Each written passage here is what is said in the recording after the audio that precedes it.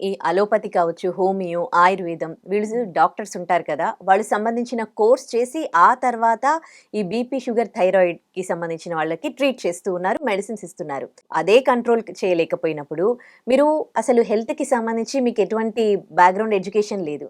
అలాంటి మీ దగ్గరకొచ్చి మీ డైట్‌ని ఎట్లా ఫాలో అవుతారు? మిమ్మల్ని ఎట్లా నమ్ముతారు అసలు ఫస్ట్? చిన్నప్పటి నుంచి చదివి డాక్టర్లయ్యి అందులోంచి ఆ అనుభవాల నుంచి లేకపోతే వాళ్ళ ప్రాక్టికల్‌గా జరిగిన వాటి నుంచే వాళ్ళు ట్రీట్మెంట్ చేస్తున్నారు. తగ్గట్లేదు. ఇదే కదా జరిగింది. నేనెక్కడి నుంచొచ్చాను? ఎక్కడో అడవిలో ఎక్కడో పుట్టి అన్ని జబ్బులు తెచ్చుకొని విపరీతమైన ప్రాబ్లమ్స్, విపరీతమైన మూఢనమ్మకాలు, చాలా స్ట్రగులింగ్ లైఫ్ అక్కడి నుంచి వచ్చాను. అసలు లేవలేని పరిస్థితి 25 ఇయర్స్‌కే అన్ని జబ్బులొచ్చినాయి నాకు. 25-40 ఇయర్స్ వచ్చేవరకు విపరీతమైన సమస్యలొచ్చినాయి. ఇప్పుడు నేను చివరికి ఎక్కడ నేను అన్ని తిరిగాను. ఇప్పుడు మీరు చెప్పిన వైద్యాలు నేను తిరగనిది ఏది లేదు. టాప్ డాక్టర్ ప్రతి డాక్టర్ దగ్గరికి వెళ్ళి నేను ట్రీట్మెంట్ తీసుకున్నాను. నెలలు మందులు వేసుకొని ఎక్కడ నాకు సొల్యూషన్ దొరకల. చివరికి తిరిగి నేచురోపతి, నేచర్ క్యూర్‌కి వచ్చాను. ఆ టైం నుంచి నాకు ఇక తగ్గించుకోవటం, నేను 10 ఇయర్స్ భరించలేని ఒక ఎసిడిటీ 10 డేస్‌లో పోవటం అనేది పెద్ద నమ్మకం వచ్చింది నాకు దాని మీద.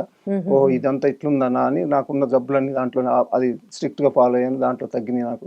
తగ్గిన తర్వాత ఓహ్! ఇది లైఫ్ స్టైల్ అంటే ఇలా ఉండాలి. ఇలా చేయాలి. ఇలా చేస్తే ఎవరికైనా తగ్గుతాయి అనేది నేను దాని మీద ఆధారపడి మొత్తం తగ్గించుకొని, ఆ తర్వాత కరోనా వైరస్ రావటం, అక్కడ నాకు అనుకోని ఒక సంఘటన జరిగి దాంట్లో నుంచి ఒక మార్పు రావటం, అక్కడి నుంచి నేను ఇంకా దీని మీద నేను ఫాలో అవ్వటం. నేను ఎట్లా తగ్గించుకున్నానో అందరికి నేను వాటితోనే నేను తగ్గిస్తాను. వాటితోనంటే మందులు కాదు. అది మన ప్రకృతి నుంచి వచ్చిందే. మన బాడీ ఎక్కడి నుంచి అయితే వచ్చిందో ప్రకృతి నుంచి, ఫుడ్ కూడా అక్కడి నుంచే వచ్చింది అనేది నాకు బాగా అర్థమైంది దాంట్లో. సో ఇక దాన్ని నేను స్ట్రాంగ్‌గా తీసుకొని మొత్తం అంతా దాంట్లో నుంచే నేను చేయటం జరుగుతుంది. అలానే ఇప్పుడు మనకి నేను చేసే వీటిల్లో కొన్ని చాలా మంది వందల మంది తగ్గినాయి కదా!